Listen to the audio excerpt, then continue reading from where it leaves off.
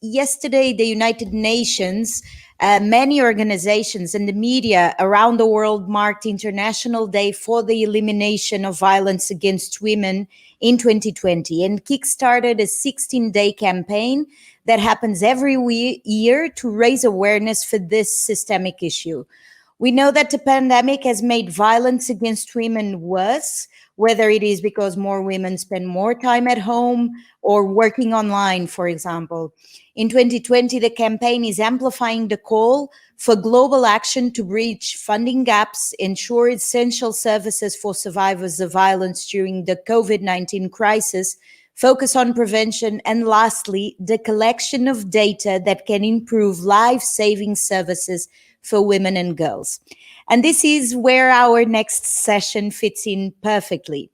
We are connecting to the other side of the world to welcome Karoline, Ciara, and Juliana, who are joining us from Brazil, more precisely from the state of Pernambuco, where they work at the regional newspaper Jornal do Commercio. They've been invited to share with us about a special report they put together. It is called Uma por Uma, One by One.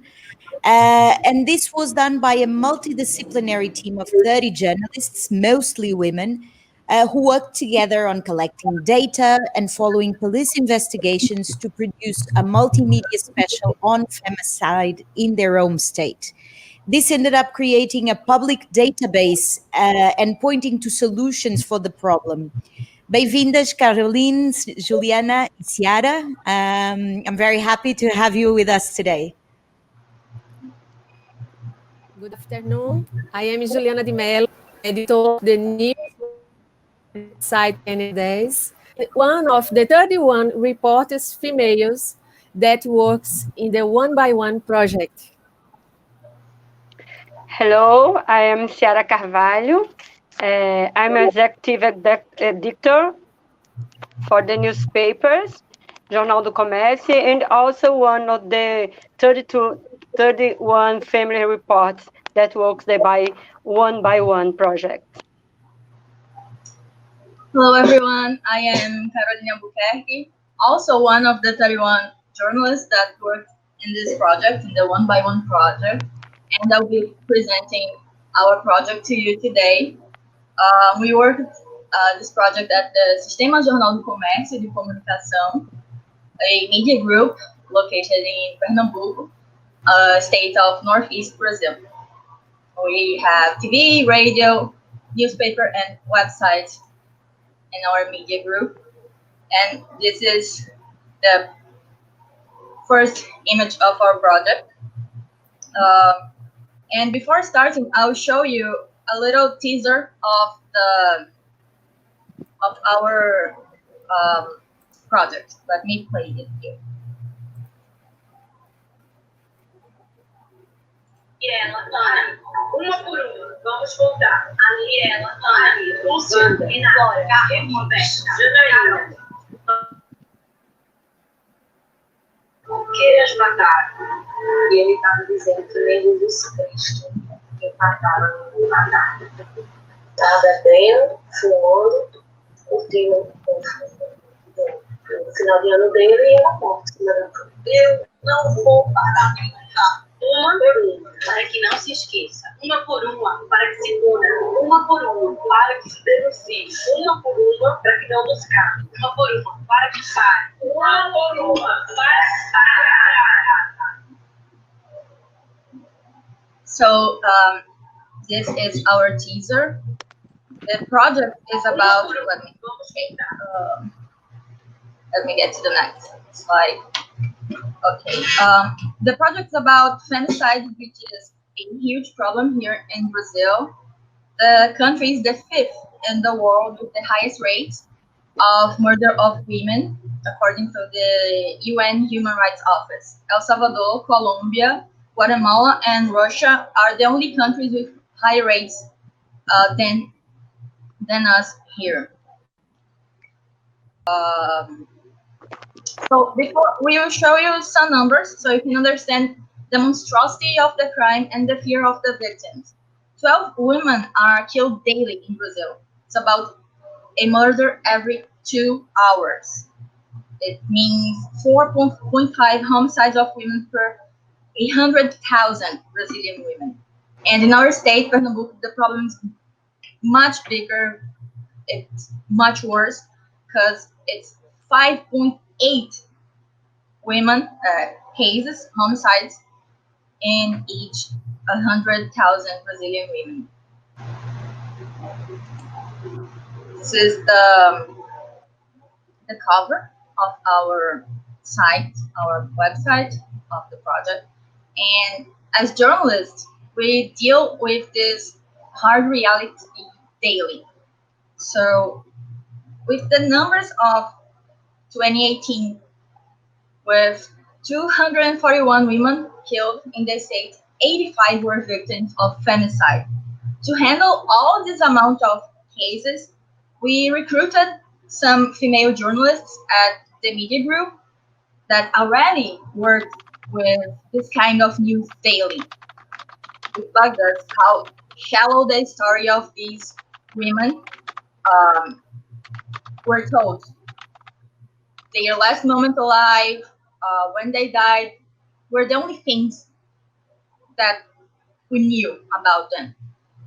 Their life, what happened, all this information were missed on the way to that. So it felt really unfair to these victims. It was a general feeling. So with the project, we united to debate it and to really look into the problem very, very closely. So you can see the cover here, and it's like it shows that the entire body of the woman is the amount of cases, and the line shows the victims of the femicide. And here's some of our illustration.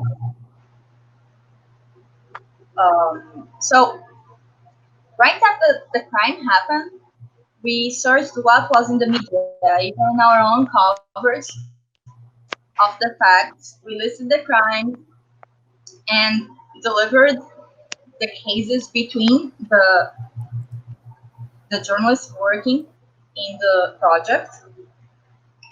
So it wouldn't be only the death. We would go along with the police investigation, the public ministry reports, the trials, everything would go into this database. And back there in 2018, we decided to go along with the cases until the perp, until he was convicted of the crime. And to this day, we still fight for a project. And by the end of 2020, in December, we'll have another update with how the cases are now. And let me show you some of the identity of the website. Parece que o dispositivo está desconectado.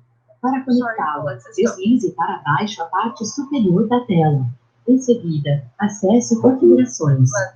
Okay, so here is the map of the femicide in Pernambuco, in our state. And that's how it's one way that we found to put all this huge amount of data together. It may not be a very big amount of cases when we talk about data journalism with thousands of lines, but in our project, each line meant a life. Each line tells the story of one woman. So we made a form with more than 80 questions about the cases, not only the victim, but the crime, age, the places, the perp. And this map is one way to browse it. So you can click in each thing, and each dot, it means one victim. The red ones are femicide victims, and the white ones are other kinds of murder. So with this kind of data, with this kind of information, we can get rid of the crime of passion thing.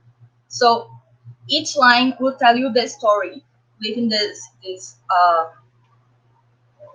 very what's the word for sexist. It's a very sexist way of telling it, a crime of passion.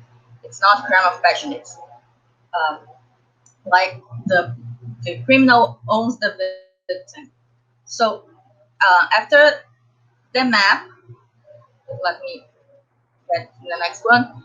If you click one of the dots, you have the little profile of the victim, like this one, and you can click again to see her file, her story.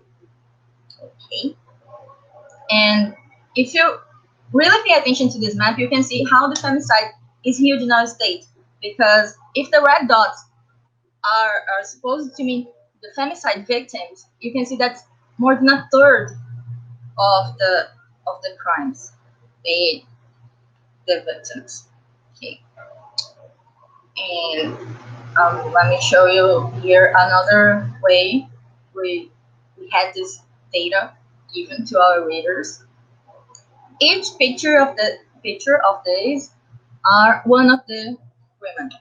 So some we really didn't have her face, her picture, so we used the art to show it, and you can browse it monthly. By the end of each month, we updated the cases. We also had an advanced search.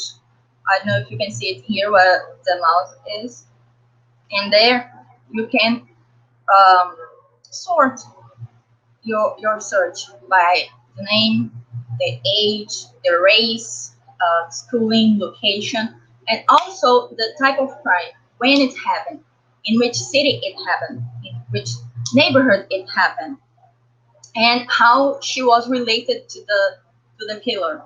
It's you can sort it, and if you sort it, if you sort by race and you click find victims, it's the red, this one, the red button. You have the total of victims of that little point you chose. So the user can see the data, how he or she wants to understand it.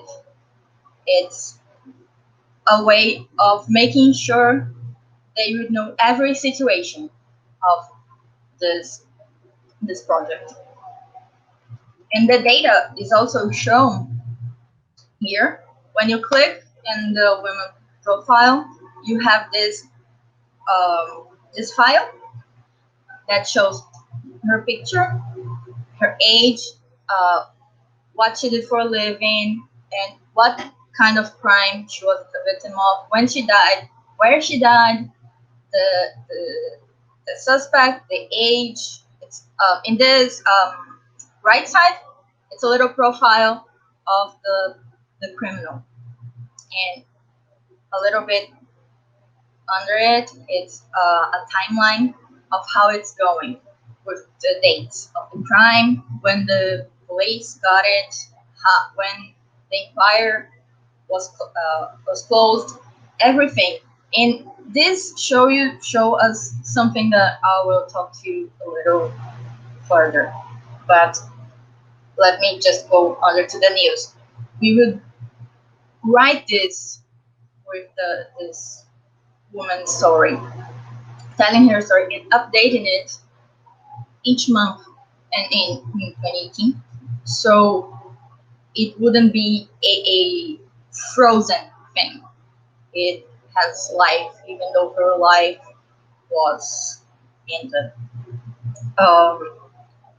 And this timeline shows us some very disappointing things, that some cases weren't even closed by the police yet. 2 years later, some cases still at the precincts didn't go forward. And we have this little stamp that shows the femicide victims. So it's different for the other victims. between the 241 cases. So every update, we'll go back there. Police, if they close the case, the public ministry, if they reported it, if it was already in court. Now we're doing it not monthly as before, as when the project started. So the update goes there in the timeline and in the article under it. Okay, so we have these numbers that show how these women were killed. Most of them with firearms, which is a major issue, and 72% of them were killed at their home. It makes it more. It shows how the crime happens. It's someone related to them. This data all tells us this story, and since it's a very the subjectivity of this crime is so huge because the public agency of security had eight cases less than we found out because we went along with the cases in all the places, like the public ministry, the justice court. So we have the higher numbers. So some reports of this public agency, it may show a lower number of the crime. We also went to the newspaper making this data into, and we analyzed this data with these articles, and these articles went back to the website too. So you can see some and how our data is shown in a frozen space, not in the web. And the crime scene, why show it? It's a very disturbing thing. These pictures are also very disturbing to me. But we had this huge discussion about why show it, and that's we decided to show it after a lot of time having this conversation. Let me just explain you what we did. So the victim wasn't so exposed, the family wasn't so exposed. Our designer, he worked over the pictures to make it more, not make that victim a victim again. Okay, so if that's understandable. This is our team. And some cases were very meaningful to us with this data. And we had one as was Nady's case. She was an alcoholic that lived in the streets. And for the police, it was the crime was only a fight. And when we sorry. Okay, so let me just show you back a little bit how we had it in the newspaper, how it was shown. Okay. So the crime scene, that's how our designer worked over it with the pictures, so it wouldn't make the victims a victim again. And some cases were very hard for us, like one of these that were in the pictures, that is a woman that lived in the streets. The police only said it was a regular fight. But since we went with the case all along, we found out that her ex-boyfriend did it. He threw her away like trash, and it's very it hurt us a lot. This one, and it told us a story of how this crime is about possession. It's not a crime of passion. And this is our team. We also had a little amount of men involved in it, designers, photographers, and front end, the website guys. And I think that's it. The numbers we shared, the data we shared in this project, like a scream asking for it to stop, the femicide, the impunity, and we will keep telling these stories until it's over. And thank you all, and I'm here now to answer your question. Hi, Karoline, Chiara, and Juliana.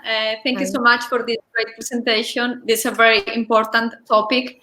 We have some questions here. Some were already asked by Chiara, but we have here one from, here I find it, from Cristina Costa. Cristina asks, are the cooperation with other federal states and a network to Portugal, where a lot of Brazilian women have emigrated recently? No, we didn't have it. If one of Ciara or Juliana wants to talk about it a little bit, we didn't have this cooperation with other federations. We only worked the numbers of our state, Pernambuco. We have here another one from Adriana Guarda. Adriana asked, how was the relationship with the government, the police, and the justice in the dissemination of data? Did they collaborate?